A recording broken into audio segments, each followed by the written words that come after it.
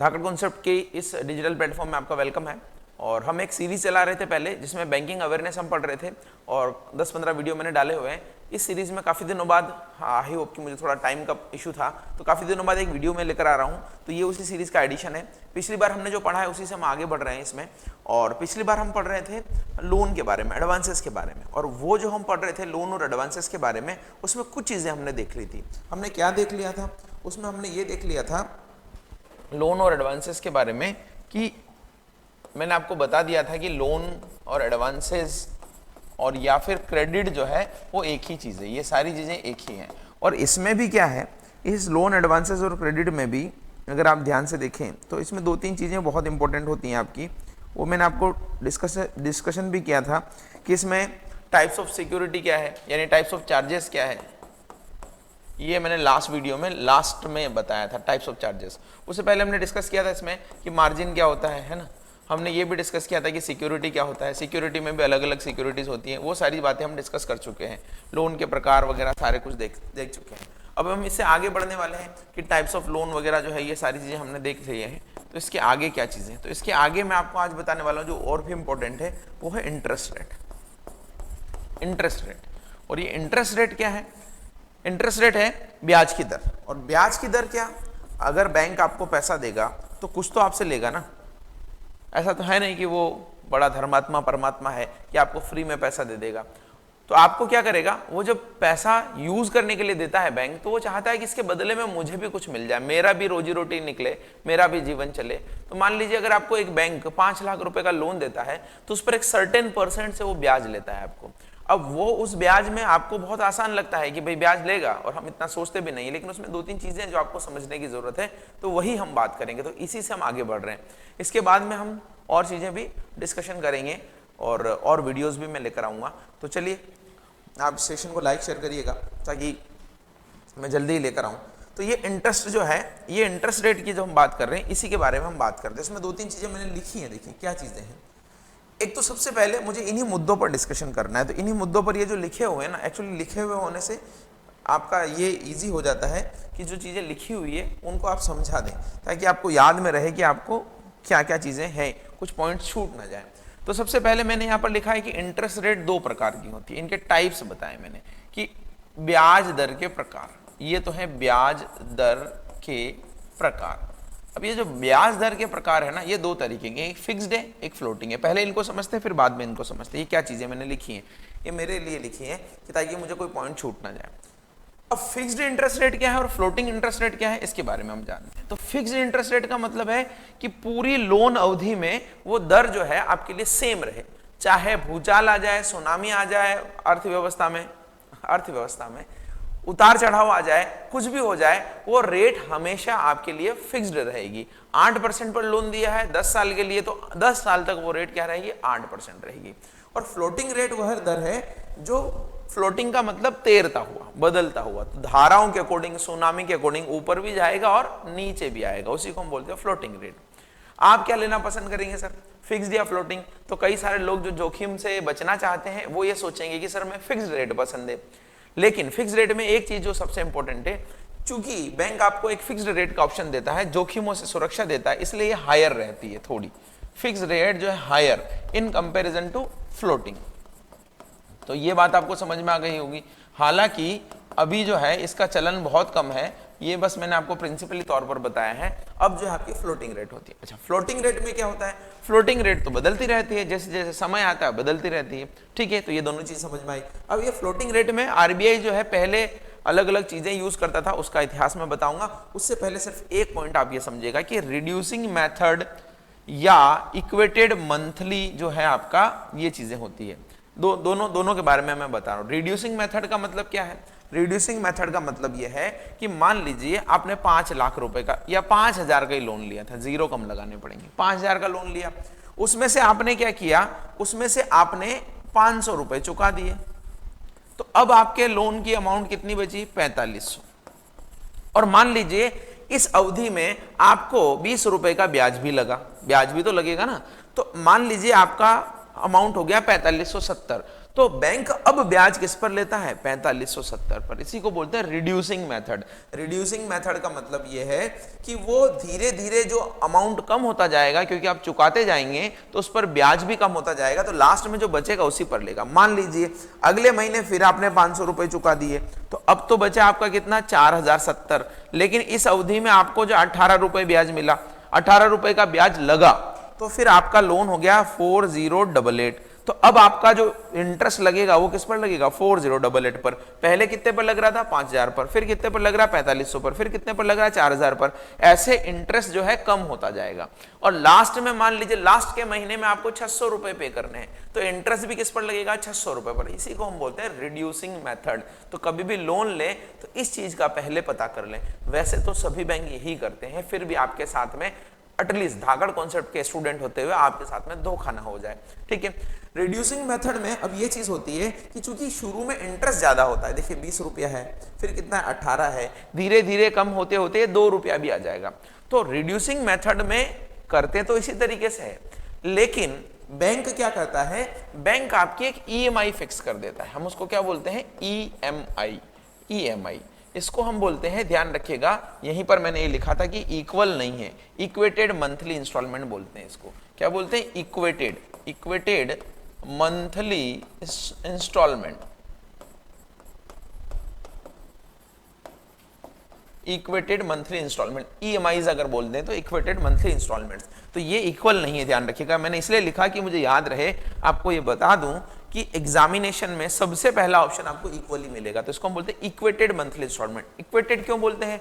तो मैंने अभी आपको बताया कि जो ब्याज रहता है ना, वो शुरुआत में तो ज्यादा रहता है क्योंकि अमाउंट ज्यादा रहती है, धीरे धीरे अमाउंट कम होती जाती है तो ब्याज कम होता जाता है। लेकिन बैंक आपसे ऐसा नहीं करता है कि आपसे शुरुआत में ज्यादा किस्त ले और बाद में कम किस्त ले। बैंक क्या करता है? शुरुआत और लास्ट की किस्तें इक्वल कर देता है।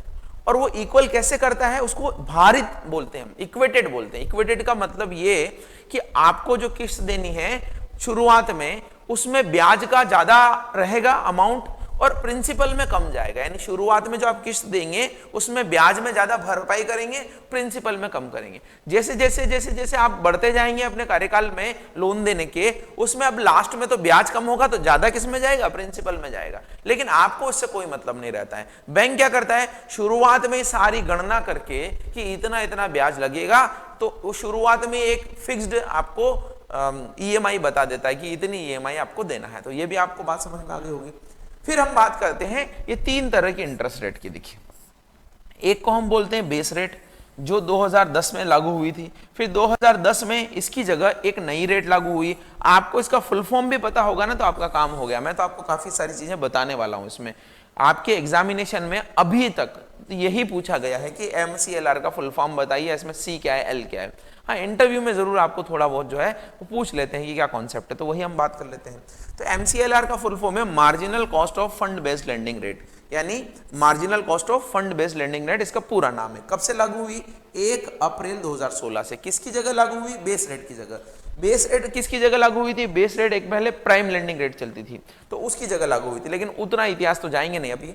सिर्फ बेस रेट के बाद MCLR, और MCLR को भी हटाकर अभी जो लेटेस्ट है वो है रेपो लिंक्ड लेंडिंग रेट। इसको बोलते हैं RLLR। बिल्कुल ताजा तरीन है, याद कर लीजिएगा, एग्जामिनेशन जब भी होगा यही आएगा, रेपो लिंक्ड लेंडिंग रेट। ठीक है, तो अब हम एक एक करके थोड़ा थोड़ा इसके बारे में जानते हैं ताकि आपको इंटरेस्ट रेट समझ में आए। ठीक है, दूसरा, इंटरेस्ट रेट कौन डिसाइड करता है? इंटरेस्ट रेट तो बैंक ही डिसाइड करता था पहले भी, अभी भी करता है, लेकिन RBI ने क्या किया? कुछ कंपल्शन कर दिया है। ऐसा नहीं हो कि मनमानी दरें डिसाइड करे, ऐसा ना हो कि मार्केट में तो कम दर से चीजें चल रही है और बैंक जो है ज्यादा दर पे लोन दे रहे हैं। जैसे अभी मार्केट में बहुत कम दर पे आपको लोन मिल जाएगा, 7%, 8%, ज्यादा से ज्यादा 10, इससे ज्यादा नहीं है। लेकिन पता लगा कि इस दौर में भी बैंक कमाना चाह रहे हैं कि हम इस दौर में 15 पे देंगे, 12 पे देंगे, तो कुछ रेस्ट्रिक्शन है, उन्हीं के बारे में हम बात कर रहे हैं।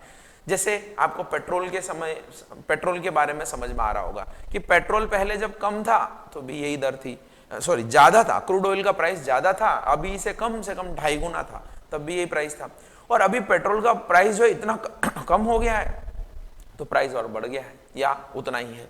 तो ये क्यों हो रहा है? क्योंकि जो इंटरनेशनल मार्केट में जो प्राइस कम हुआ है ना उसका फायदा सरकार हमें दे नहीं रही है, वो जो मार्जिन है ना उन्होंने टैक्स लगा के खत्म कर दिया है। हमें जो मिलना चाहिए था वो टैक्स लगा के खत्म कर दिया, टैक्स की दरें बढ़ा दी है। उसी तरीके से कहीं बैंक ऐसा ना कर ले, पता लगे कि मार्केट में तो कम रेट पे ही पैसा मिलता है लेकिन बैंक जो है अपनी मोनोपोली या अपनी चीजों को उस तरीके से कर ले, तो वो ना करें, उसके लिए चीजें हैं। तो सबसे पहले हम बात करते हैं बेस रेट की।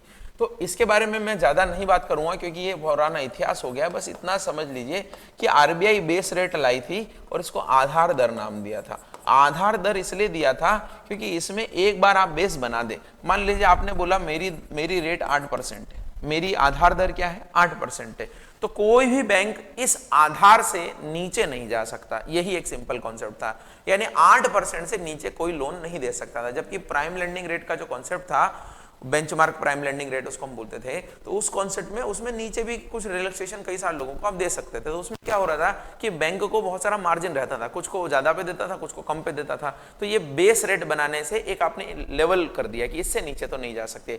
हालांकि कुछ कंसेशंस दिए थे कि आप अपने एम्प्लॉय को कम पे दे सकते हैं। अगर डिफरेंशियल रेट ऑफ इंटरेस्ट पे किसी को लोन देना चाहे, डिफरेंशियल रेट ऑफ इंटरेस्ट का मतलब होता है कि कुछ गरीब तबके के जो लोग हैं जिनको डिफरेंशियल रेट पे विभेदित ब्याज दर का मतलब है कि दूसरी रेट से कंपेयर करें तो वो कम रेट पर दिया जा रहा है, उनको आप दे सकते हैं। तो ये चीजें उन्होंने की थी।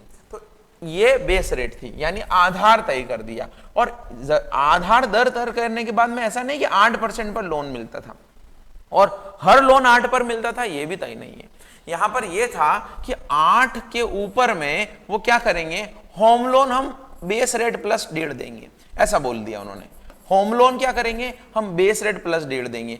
और जो हमारा व्हीकल लोन है ना, मान लीजिए, ये मैं सारे एग्जांपल ले रहा हूं, मान लीजिए जो हमारा व्हीकल लोन है ना वो बेस रेट प्लस 2% पे देंगे हम। यानी आपको समझ में आ रहा होगा कि व्हीकल लोन की रेट क्या रहेगी, 8 + 2 कितना हो जाएगा, 10% हो जाएगा।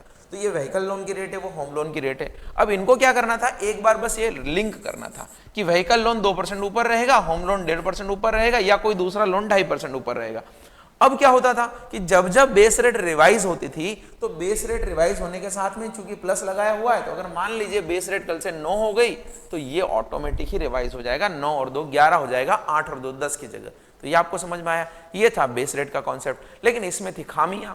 इसी खामियों को दूर करने के लिए मैंने बताया कि 2016 में क्या लेकर आया गया, 2016 में कॉन्सेप्ट लेकर आया गया marginal cost of fund based lending rate का। तो 2016 में एक नया कॉन्सेप्ट आया। अब ये क्या था भाई, तो इसको हम बोलते हैं marginal cost of fund based lending rate, marginal cost of fund based lending rate. ठीक है, ये आप नाम लिखा है पीछे, इसकी पीडीएफ आपको मिल जाएगी, तो आप देख लीजिएगा। अब इसमें क्या था, इसमें यह था कि बैंक क्या कर रहे थे, ये जो बेस रेट है ना, इस सिस्टम में क्या कर रहे थे कि जब भी आरबीआई दरें कम करता था तो बैंक उसका जो प्रॉफिट है वो आगे पास ऑन नहीं करते थे। मान लीजिए बैंक ने तो अपनी लोन देने की दरें यानी रेपो रेट और बैंक रेट घटा दी, लेकिन जो कस्टमर को फायदा मिलना चाहिए था उन दरों को घटने का वो बैंक अपने पास रख रहे थे, जैसा अभी सरकार पेट्रोल डीजल के मामले में कर रही है। तो इन्होंने क्या किया, एमसीआर लेकर आए, और एमसीआर की जो कैलकुलेशन थी ना उसमें इन्होंने थोड़ा फैक्टर, कुछ पोर्शन जो है इन्होंने किसका डाल दिया, रेपो रेट का डाल दिया। रेपो रेट का भी वेटेज इसमें दिया। रेपो रेट का वेटेज क्या दिया कि अगर आरबीआई रेपो रेट कम करता है, अगर आरबीआई रेपो रेट कम करता है तो उस कमी का फायदा किसको मिले, उस कमी का फायदा कस्टमर को भी ट्रांसफर हो। तो ये रेपो रेट का एक वेटेज इसमें डाला गया था। इसमें 2-3 चीजें थी जिस पर ये बेस रेट डिसाइड होती थी। क्या होती थी, एक तो टेनोर प्रीमियम होता है, उसको क्या बोलते हैं, टेनोर प्रीमियम। तो ये जो टेनोर प्रीमियम होता था इसका मतलब कि किस अवधि के लिए लोन दिया जा रहा है, इसके फैक्टर बता रहा हूं कि किस आधार पे बेस रेट का फॉर्मूला बनता था। तो टेनोर प्रीमियम का मतलब है कि ज्यादा अवधि का लोन है तो ज्यादा रिस्क है तो ज्यादा होगा, कम अवधि का लोन है तो कम होगा, तो वो अवधि कैलकुलेट की जाती थी, उसको टेनोर प्रीमियम बोलते थे कि कितना रिस्क है। ठीक है, दूसरा इसमें क्या होता था, दूसरा इसमें होता था कि आपकी ऑपरेटिंग कॉस्ट भी जोड़िए, आप ऑपरेटिंग कॉस्ट भी जोड़िए। तीसरा क्या है, आपके ऑपरेटिंग कॉस्ट का मतलब जितने एम्प्लॉय हैं, ब्रांचेस हैं, खर्चा है, मार्केटिंग है, वो सारा ऑपरेटिंग कॉस्ट में आता है। तो आपको बैंक ऑपरेट करने के लिए क्या चीजें चाहिए।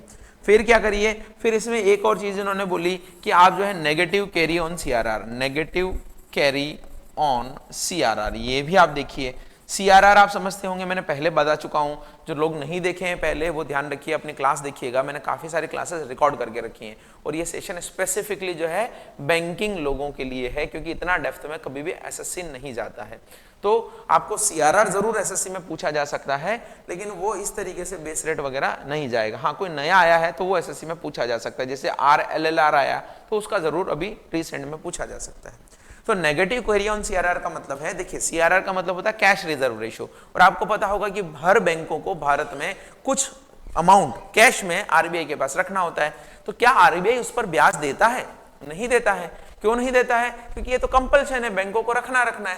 तो आप सोचिए, बैंकों को तो बड़ा नुकसान है।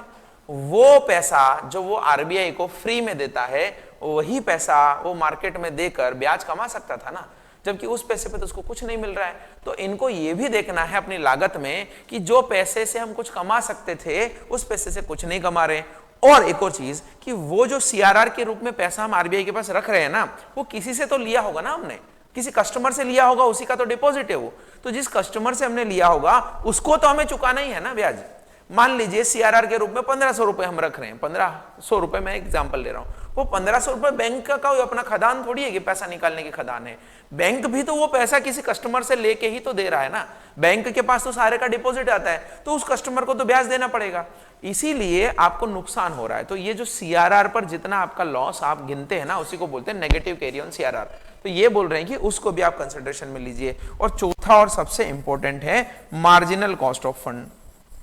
मार्जिनल कॉस्ट ऑफ फंड, तो ये चार चीजों पे जो है इन्होंने बोला कि ये चार चीजें होनी चाहिए। इसी मार्जिनल कॉस्ट ऑफ फंड में इन्होंने क्या किया, रेपो रेट का वेटेज दे दिया कि इसमें एक तो आप मार्जिनल कॉस्ट और एक आता है नेटवर्थ, सॉरी आपका नेट इनकम, यानी उसको हम बोलते हैं रिटर्न ऑन असेट, यानी आपका रिटर्न कैसा हो रहा है, नेट रिटर्न कितना आ रहा है और मार्जिनल कॉस्ट कितनी आ रही है, उसमें आप वेटेज दे दीजिए। 92% तो हम बोलेंगे कि कॉस्ट को वेटेज दे दीजिए और 8% जो है रिटर्न को वेटेज दे दीजिए। उसके बेस पर जो है ये चीजें बनेगी। मार्जिनल कॉस्ट का मतलब ये होता है कि आप जो पैसा आपने लिया है ना, अब मान लीजिए उसके बाद में 1 रुपया और आपको लेना है। मान लीजिए आपने 10,000 मार्केट से उधार लिया, अब 1 रुपया और लेना है, तो उस नए 1 रुपए की कॉस्ट क्या है?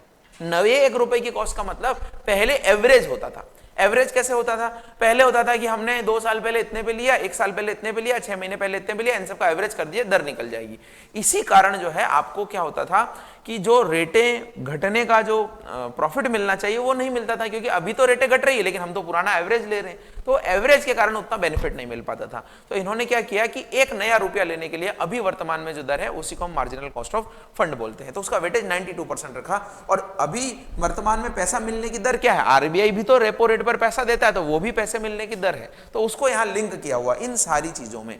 तो इससे क्या निकाल लिया हमने? MCLR निकाल लिया। और इस MCLR को निकालने के बाद में हमने इसको भी इसी तरीके से लिंक कर दिया कि MCLR plus 1%, MCLR plus 2%, MCLR plus 3%, और जैसे जैसे MCLR बढ़ेगी आपकी लोन की रेट भी बढ़ती जाएगी। तो आई होप आपको समझ में आया होगा। इसके बाद में क्या हुआ सर? इसके बाद में आया कॉन्सेप्ट RLLR का। RLLR का कॉन्सेप्ट आया 1 अक्टूबर 2019 को। रेपो लिंक्ड रेट आपकी कर दी इन्होंने। अब रेपो लिंक्ड रेट कर दी, इसका मतलब क्या किया? इसका मतलब ये किया कि पूरी तरीके से आपकी उधार देने की दर जो है बैंकों को जो देने की दर है वो सीधा का सीधा किससे कर दी? आरबीआई से लिंक कर दी। अब इसमें आप थोड़ा मार्जिन रख सकते हैं ऊपर, लेकिन जब आपको आरबीआई से उधार मिल रहा है तो आरबीआई से जो उधार मिल रहा है वो अगर कम में मिल रहा है तो आगे भी आप क्या करें? कम में ही तो उधार देंगे। अगर आप कम में नहीं देंगे तो फिर वही बात हो जाएगी कि आप अपने मार्जिन रख रहे हैं बीच में। तो रेपो लिंक्ड का मतलब हो गया कि पूरी तरीके से आपकी दरें जो है वहां से रिलेट हो, और वहां अगर कम हो तो आपकी दर भी कम हो, वहां बढ़े तो आपकी दर भी बढ़े। इसी को हम बोलते हैं रेपो लिंक्ड रेट। तो अब आप देखिए, इससे रिलेटेड थोड़ा लिटरेचर मैंने यहां पर दिया है, वो आप पढ़ लीजिएगा। हालांकि मैंने पूरा समझा दिया है, फिर भी यहां पर देखिए minimum rate below which no one bank can give the rate. और ये ज्यादा ट्रांसपेरेंट है, सेंसिटिव है। सेंसिटिव, ट्रांसपेरेंट का मतलब तो है कि इजी है, क्योंकि कैलकुलेशन कैसे हो रही है आपको पता लगेगा। दूसरा सेंसिटिव टू पॉलिसी है, पॉलिसी रेट से सेंसिटिव है। इसका मतलब जैसे ही पॉलिसी रेट बदलती है ये भी उससे जो है सेंसिटिव का मतलब है कि कुछ हद तक वहां से संवेदनशील है। जैसे वो बदलेगी तो ये भी बदलेगी, लेकिन ऐसा हुआ नहीं। इसीलिए जो है क्या लेकर आए गए कि ये जो है रेपो लिंक्ड लेंडिंग रेट लेके आ गए। यहां पर एक चीज और मैंने अंतर लिखी है कि beside base rate, base rate से अतिरिक्त MCLR में एक फर्क और है कि ये मार्जिनल कॉस्ट ऑफ फंड पर है, जबकि बेस रेट किस पर थी, एवरेज कॉस्ट ऑफ फंड पर थी। तो ये मैं समझा चुका हूं आपको। अब 1 अक्टूबर 2019 को ये रेट आ गई। ये जितना भी मैंने समझाया है सारा यहाँ पर लिखा गया है। देखिए टेनओवर प्रीमियम लिखा है, मार्जिनल कॉस्ट ऑफ फंड लिखा है, ऑपरेटिंग कॉस्ट लिखा है और negative carry on account CRR लिखा है। तो ये सारी चीजें मैंने यहाँ लिखी है, आप चाहे तो पढ़ सकते हैं, नहीं भी पढ़े तो मैंने जो समझाया वो काफी था आपके लिए। इसके अलावा जो रेपो लिंक्ड के लिए है, इसमें भी मैंने एक आर्टिकल लिया है। तो ये जो है अभी आपको स्क्रीन में थोड़ा कम नजर अगर आ रहा होगा तो अभी आ जाएगा, नहीं तो PDF में तो आपको डेफिनेटली आ जाएगा। तो ये सारी चीजें मैंने समझा दी है। यहाँ पर एक अंतर भी मैंने बता दिया आपको रेपो और MCLR का। ये सारी चीजें जो है ये हो जाएंगी। देखिए यहाँ पर लिखा है the interest rate will be linked to the banks RLLR and the RLLR in turn will depends on the RBI's repo rate। यानी ये RLLR जो है किस पर डिपेंड करेगी, whenever the RBI revises the repo rate RLLR of banks get impacted। जब वो RBI repo rate revise करेगा तो इसका इंपैक्ट किस पर आएगा, बैंक पर आएगा। और any cut in the repo rate will help banks in lowering LLR। यानी कोई भी कट अगर RBI वहां से करेगा तो वो जो है इस पर आएगा, और वाइस वर्सा यानी बढ़ेगा तो बढ़ जाएगा, घटेगा तो घट जाएगा। Therefore is an external benchmark, यानी ये बैंक के द्वारा सेट किया गया इंटरनल बेंचमार्क नहीं है कि आपकी कॉस्ट कितनी है, आपका ऑपरेटिंग कितना है, ये कितना है, वो कितना, इंटरनल नहीं है, एक्सटर्नल है, RBI से लिंक है। तो ये कुछ चीजें जो मैंने लिखी हैं आप इसको पढ़ लीजिएगा, सारी चीजें जो है यहाँ पर लिखी गई हैं। तो ये आपको समझ में आया कि रेपो रेट का क्या कॉन्सेप्ट है। ठीक है, चलिए हम आगे बात करते हैं। तो आगे क्या बात करते हैं, देखिए आगे बात करते हैं हम इसके बारे में, प्रायोरिटी सेक्टर के बारे में। तो अब आप देखिए मैंने आपको शुरुआत से जो चीजें बताई है वो एक बार अच्छे से पढ़िएगा, क्योंकि हम बहुत ही सिस्टमेटिक, मेरे ख्याल से सिस्टमेटिक चल रहे हैं। मैंने आपको हिस्ट्री पढ़ाई, मैंने आपको टाइप्स ऑफ बैंक्स पढ़ाए, फिर मैंने ये बताया कि टाइप्स ऑफ बैंक के बाद में रिजर्व बैंक कैसे काम करता है। फिर जब हमने सारी चीजें जान ली तो हमने बैंक में खाते खुलवाए, यानी हमने ये देखा कि बैंक में खाते खुलवाने में क्या चीजें इंपॉर्टेंट है। तो खातों के प्रकार भी देखे, कैसे वर्किंग होती है देखा, पेमेंट सिस्टम देखा, इलेक्ट्रॉनिक्स मोड्स देखे, वो सारी चीजें हमने देखी। फिर जब हम इन चीजों से पेट भर गया हमारा, तो हमने सोचा कि चलो अब सारी चीजें हमें समझ में आ गई तो लोन लिया जाए। तो लोन लेने के लिए हमने बात की, लोन में भी मैंने बेसिक सारी चीजें समझा दी है। अब जो चीजें बच रही है वो ये है कि अब अगर आप लोन लेंगे तो किस किस को लोन देने के लिए RBI ने बाउंड कर रखा है, एक तो ये चीज। दूसरा, लोन लेके हम ये प्रयोग करके भी देखेंगे कि अगर हम लोन लेके दुबई भाग जाएं, हम लंदन भाग जाएं माल्या जी की तरह, या फिर हम जो है कहीं और चले जाएं, यहीं जोधपुर में ही रहें और लोन ना दें, तो ये सारी चीजें भी प्रॉब्लम्स आती है। तो NPA, फिर NPA अगर हम ऐसा करेंगे तो क्या रिकवरी है, ये हमारी आगे की लाइन एंड लेंथ है। तो सबसे पहले हमें क्या पढ़ना पड़ेगा, हमें पढ़ना पड़ेगा प्रायोरिटी सेक्टर। प्रायोरिटी सेक्टर, तो इसके बारे में हम बात करेंगे। और प्रायोरिटी सेक्टर लेंडिंग को हम बोलते हैं प्राथमिकता प्राप्त क्षेत्र। प्राथमिकता प्राप्त क्षेत्र। तो अब आप देखिए ये जो है ना, ये बहुत ही सिंपल सा कॉन्सेप्ट है, आप समझिएगा। बैंक अपनी तरफ से लोन देने के लिए फ्री है, क्योंकि वो जनता से पैसा लेते हैं और आगे दे देते हैं, इसमें तो कोई प्रॉब्लम नहीं है। लेकिन कभी कभी बैंक में क्या होता है, एक मुहावरा भी चलता है कि बैंक से लोन लेने के लिए चप्पलें घिस जाती हैं। ये पहले चलता था, अब तो क्या है काफी सारी चीजें सुधर गई हैं। दो चीजों के कारण ऐसा हुआ है कि RBI ने भी चीजें स्ट्रिक्ट कर दी हैं। दूसरा, कंपटीशन भी बहुत हो गया है। जब प्राइवेट बैंकों का कंपटीशन सरकारी बैंकों को मिलता है तो चप्पल घिसती नहीं है, खुद बैंक वाले आपके घर आ जाते हैं। लेकिन मैं जो बात कर रहा हूं समझिएगा, अभी भी क्या है, एक वर्ग ऐसा है, एक वर्ग का मतलब है कि कुछ लोग ऐसे हैं जहां पर लोन में प्रॉब्लम आती है, क्योंकि उनके पास सिक्योरिटी नहीं होती है, उनके पास पैसा नहीं होता है, नंबर एक। दूसरा, कुछ वर्ग ऐसा है जिसमें कई सारे लोग जुड़े हुए हैं, उनको लोन मिलना चाहिए, लेकिन बैंक जो है अपनी उदासीनता के चलते, अपनी लेथार्जिक एटीट्यूड के चलते वहां लोन नहीं देते हैं। तो ये कुछ सेक्टर तो ऐसे हैं जहां पर कई सारा मास जुड़ा हुआ है, कई सारे लोग जुड़े हुए हैं और उनको लोन मिलता नहीं, जबकि वो सेक्टर का डेवलपमेंट होना चाहिए। दूसरा, कई सारे लोग ऐसे हैं जहां पर उनके पास उतना है ही नहीं बताने के लिए कि बैंक को उनको लोन दे। तो इन लोगों को प्रोटेक्ट करने के लिए, इन लोगों को लोन मिले, इसके लिए रिजर्व बैंक ऑफ इंडिया ने क्या किया है, कुछ ऐसे क्षेत्र डिसाइड कर दिए हैं जिनको वो बोलता है कि प्राथमिकता प्राप्त क्षेत्र हैं। यानी ये VIP हैं भाई, प्राथमिकता है, इनको प्रायोरिटी दीजिए इनको। आप जैसे आप कहीं पर भी जाते हैं और आपको ये बोला जाए कि आप हमारे VIP गेस्ट हैं, आपको प्रायोरिटी दी जाएगी, तो आपको लगेगा ना कि अच्छा है। और अगर आप पैसे वाले हैं तब होगा, तब तो कोई दिक्कत नहीं है। लेकिन मान लीजिए आप जो है बहुत ही निचले लेवल पर आते हैं और आप जो है किसी फंक्शन में, बड़े फंक्शन में भाग लेने के लिए गए और आपको बोला जाए कि आज के जो हमारे स्टेज शेयर करने वाले लोग हैं उसमें से 40% लोग गरीब तबके के ऊपर बैठेंगे, तो देखिए आपका भी दिल गदगद हो जाएगा और आपकी जो है वैल्यू बढ़ जाएगी। उसी तरीके से रिजर्व बैंक ने क्या किया है, कुछ क्षेत्रों को प्राथमिकता प्राप्त क्षेत्र का दर्जा दिया। क्यों दिया है? क्योंकि इकोनॉमी के ओवरऑल डेवलपमेंट के लिए इन सेक्टर का डेवलपमेंट बहुत जरूरी है। अगर इन सेक्टर का डेवलपमेंट नहीं होगा तो पूरी इकोनॉमी का डेवलपमेंट नहीं होगा। दूसरा, इनके साथ में कई सारी जनता जुड़ी है, जनसंख्या जुड़ी है, उनको लोन मिलना चाहिए। तीसरा, कई सारे लोग गरीब भी हैं तो उनको भी लोन मिलना चाहिए। तो ऐसे करके ये सारे 7-8 सेक्टर डिसाइड कर रखे हैं। अब इनमें दिया जाने वाला लोन का अमाउंट भी फिक्स है। क्या अमाउंट फिक्स है? कि अगर भारत में कोई बैंक है तो उसको क्या करना है, चाहे वो प्राइवेट हो, चाहे पब्लिक हो, चाहे फॉरेन हो, कोई सा भी बैंक हो, उसको 40% लोन इन क्षेत्रों को देना है। यानी अगर कोई बैंक 100 रुपया देता है तो 100 में से 40 तो इनको देना है और 60 जो है अपनी मर्जी से जहां चाहे दे।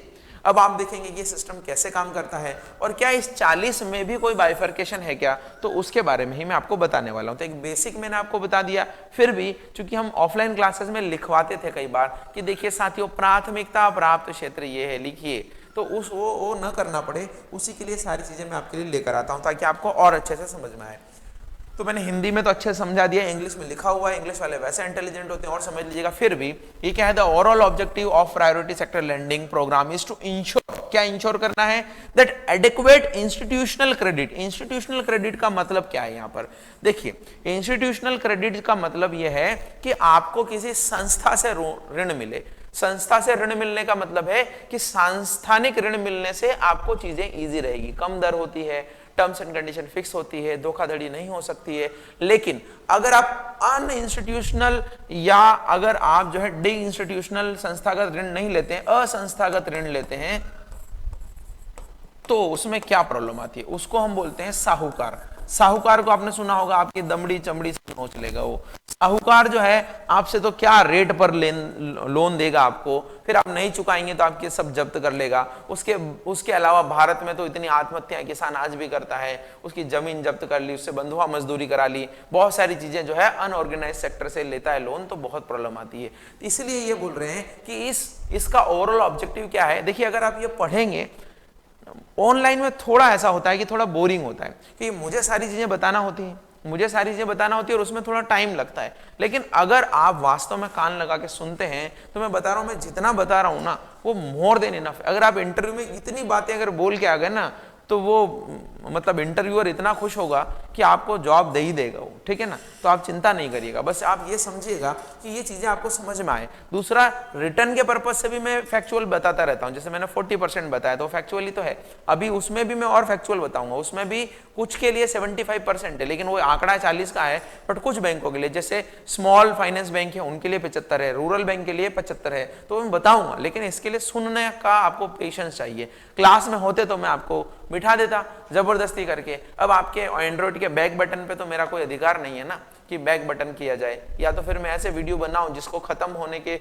बाद ही आप मोबाइल बंद कर सकते हैं, तो ऐसा पॉसिबल नहीं है। तो आप ध्यान रखिएगा, अच्छे से सुनिएगा। तो इंस्टीट्यूशनल क्रेडिट, और अगर आपको लगता है ऐसा कि सर ये फालतू की बातें मत बताया करो, आप तो सीधा फैक्चुअल बताया करो कि एमसीएलआर का फुल फॉर्म ये है, हम रट लेंगे। एमसीएलआर मतलब marginal cost of fund based landing rate, ये रटते रहेंगे सर, रट लेंगे ऐसे, तो भी आप कमेंट बॉक्स में बता दीजिएगा मुझे। एटलीस्ट कुछ तो बताइए कमेंट बॉक्स में, कभी करते ही नहीं हो भाई कमेंट, ठीक है। तो इंस्टीट्यूशनल क्रेडिट का फ्लो जो है इन सम ऑफ द वल्नरेबल सेक्टर को मिले। ये जो इंस्टीट्यूशनल क्रेडिट जो है ना, ये मिलती नहीं है, ये वल्नरेबल सेक्टर को मिले, ऐसे सेक्टर जो बहुत प्रभावित होते हैं, इकोनॉमी के वल्नरेबल सेक्टर को मिले, विच मे नॉट बी अट्रैक्टिव, यानी कि वो बैंक के लिए अट्रैक्टिव नहीं हो सकते हैं। ठेला गाड़ी वाले को लोन देना बैंक के लिए अट्रैक्टिव नहीं हो सकता है, वो देगा क्यों?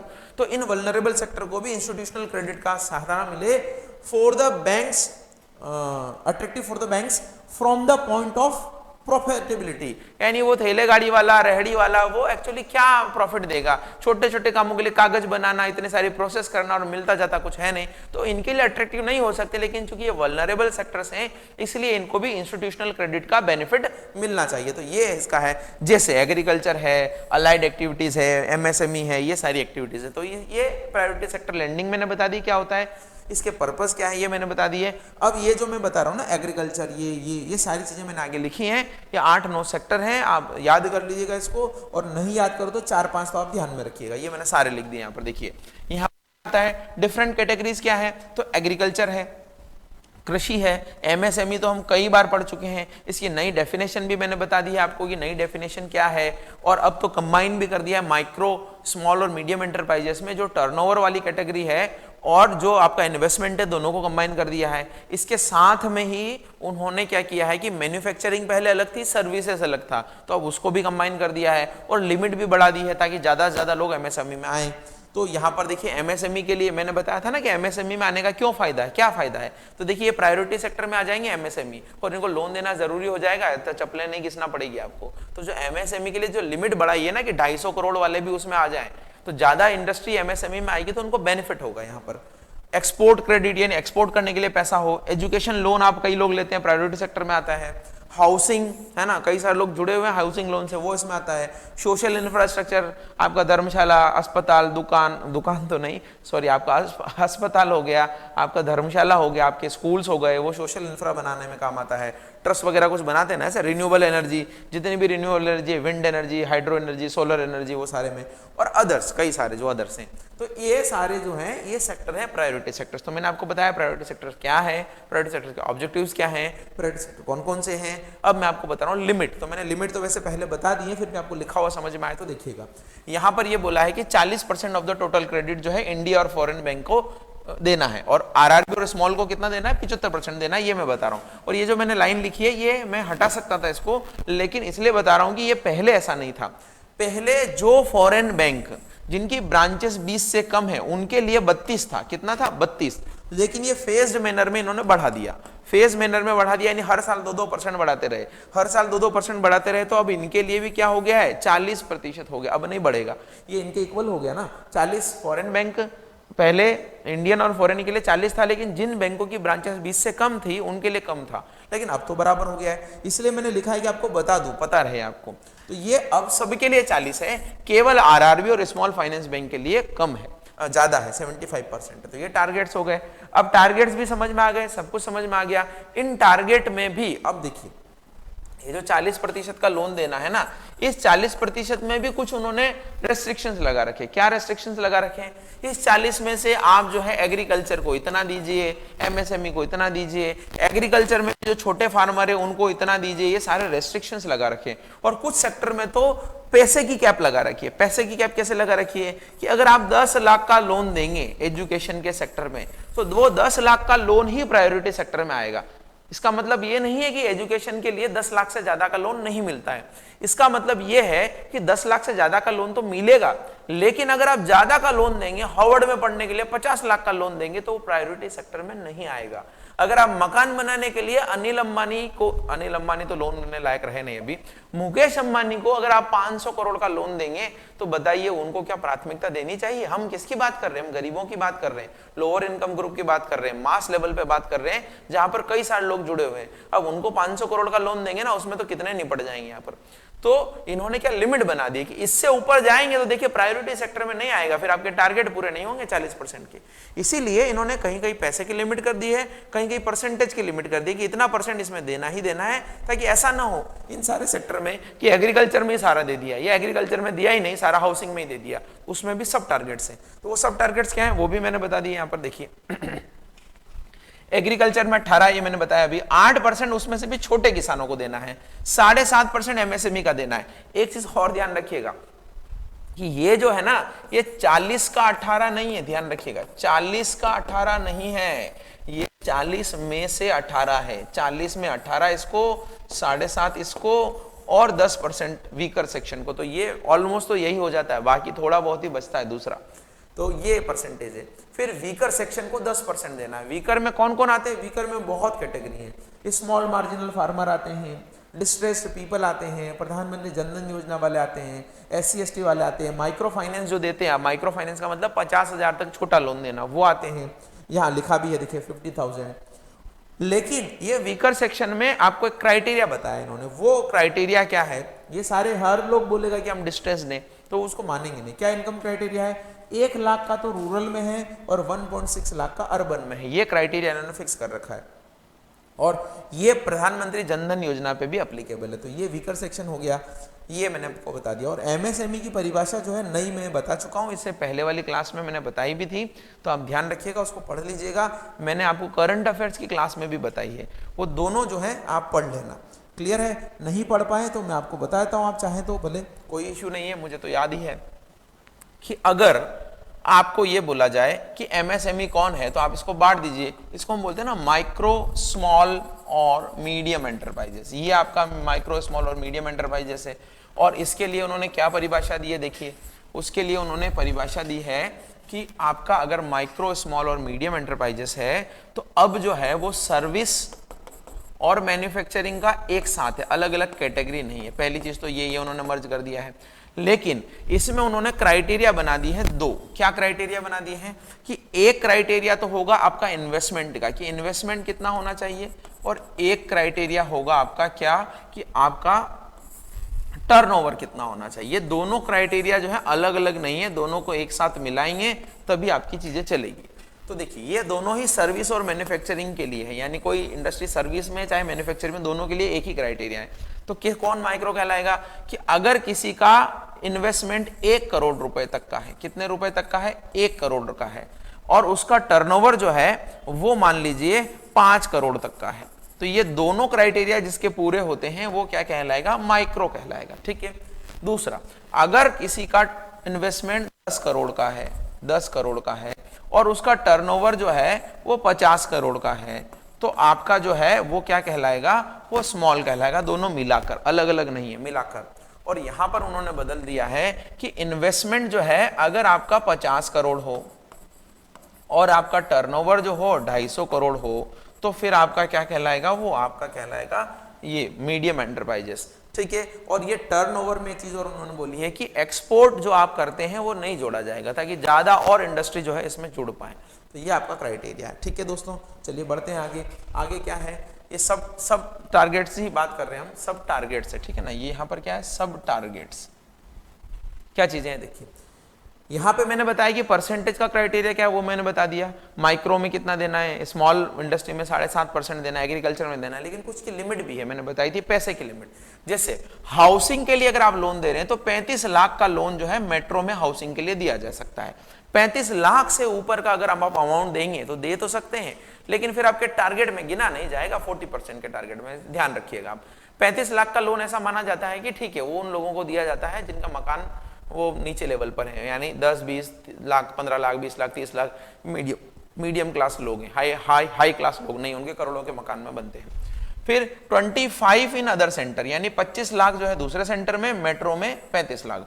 लेकिन इन्होंने एक कंडीशन और लगा दी है कि हाउस की जो कॉस्ट है ना भाई साहब, वो 45 और 30 से ऊपर नहीं होनी चाहिए। 45 कहां पे, मेट्रो में, और 30 कहां पे, अदर में। कैसे, ऐसा क्यों रेस्ट्रिक्शन है? इंडिया में तो नियम ही इतने वो खतरनाक बनते हैं, उनको पता है कि इंडियंस इस तरीके से हैं कि कुछ न कुछ जुगाड़ निकाल लेंगे।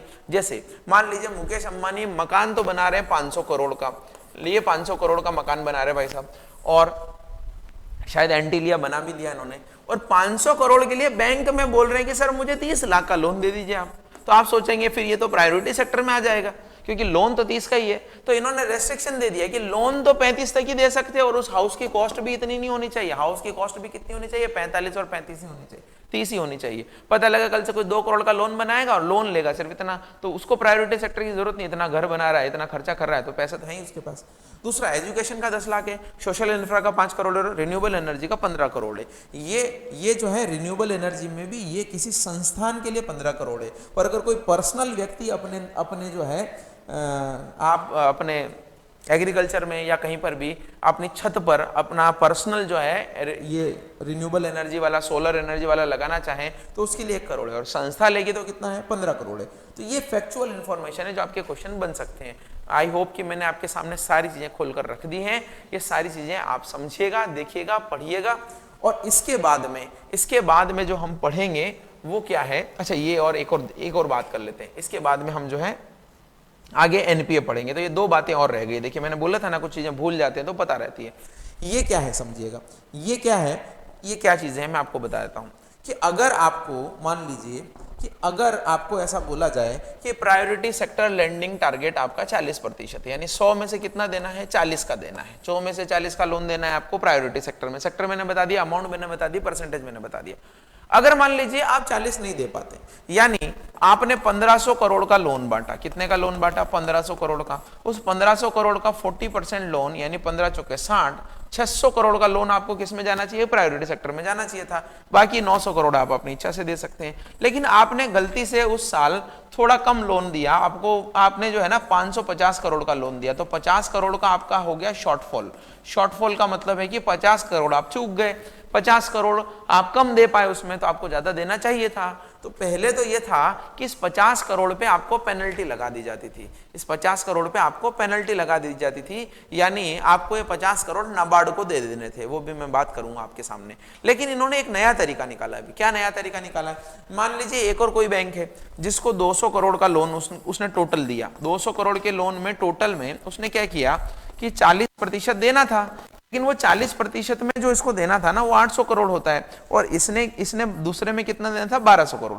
बट इसने 800 की जगह क्या दे दिया, इसने 800 की जगह दे दिया 900 करोड़, 900 करोड़ दे दिया। तो कितना ज्यादा दे दिया इसने, 900 करोड़ दे दिया, 800 देना था, तो इसका तो 100 प्लस, शॉर्टफॉल नहीं है, इसका तो एक्सेस है।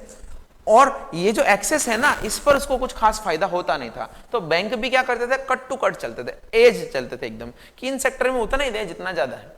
तो साल भर यही टेंशन में रहते थे वो कि इतना ही देना है, इतना ही देना है, इतना ही देना है, इससे ज्यादा मत दो, ज्यादा पहुंच जाएगा। तो अभी आरबीआई ने क्या घोषणा की है कि ये जो 100 का है ना, ये इसको 50 का एक सर्टिफिकेट दे सकता है कि देखो भाई मैंने ज्यादा दिया है, तुमने कम दिया है, तुम मेरे से 50 रुपए का क्या एक सर्टिफिकेट ले लो, जिसको हम बोलते हैं PSLC, priority sector lending certificate.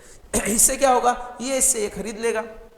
ध्यान रखिएगा, लोन इसने दिया है, दायित्व भी इसका है, रिकवरी भी इसकी है, सब कुछ इसका ही है, बस इसको एक सर्टिफिकेट देगा, उसके बदले में इसको पैसा मिल जाएगा कि भाई मेरे टारगेट जो हैं वो मैंने ज्यादा अचीव कर लिया, आप ले लीजिए, इसके बदले में कुछ पैसा इसको मिल जाएगा। उस लोन की रिकवरी, उस लोन का लायबिलिटी ट्रांसफर नहीं होगा, सिर्फ उस लोन का अमाउंट जो है ये बोलेंगे कि मेरी जगह इसको मैं दे रहा हूं, तो इससे कुछ पैसा इसको मिल जाएगा। ये प्रायोरिटी सेक्टर लेंडिंग सर्टिफिकेट का काम आरबीआई ने किया। क्या अच्छा हुआ इसमें, ये लोग भी मोटिवेटेड होंगे, भाई दे दो आप, तो अगर 500 करोड़ 200 करोड़ भी ज्यादा दे दिया ना, मान लेते हैं, तो वो बेच देंगे हम, वो बेचने का मतलब उसका सर्टिफिकेट इशू कर लेंगे जिन बैंकों को जरूरत है, तो ये लोग भी अब बिंदास लोन दे सकते हैं। तो इसी को हम बोलते हैं प्रायोरिटी सेक्टर लेंडिंग सर्टिफिकेट।